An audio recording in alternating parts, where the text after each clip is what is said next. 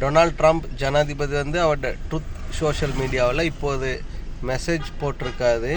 இந்த 2 நாள் ஈரானுக்கு டைம் கொடுத்தாது ஹோர்மோஸ் நீதினையை திறந்து விட சொல்லி கப்பல் போக்குவரத்துக்கு, அப்படி இல்லாட்டி ஈரானில் இருக்கிற மின்சக்தி நிலையங்கள் மீது தாக்குதல் மேற்கொள்வோம் அப்படின்னு. இருந்தாலும் இப்போ கொஞ்ச நேரத்துக்கு முதலாவது அவரோட ட்ருத் சோஷியல் மீடியாவில் சொல்லியிருக்காரு, 2 நாளாக ஈரானோட பேசிக்கிட்டதுட அடிப்படையில் இந்த தாக்குதலை 5 நாளைக்கு தற்காலிகமாக இடைநிறுத்த சொல்லி அவருடைய பாதுகாப்பு பிரிவினருக்கு அவர் பெண்டகனுக்கு அறிவிச்சிருக்காரு அப்படின்னு சொல்லியிருக்காரு. அநேகமாக வந்து சும்மா அப்போ தாக்குதல் பண்ண மாட்டார் தான் போல், ஒன்றும் பிரச்சனை இல்லாததுனால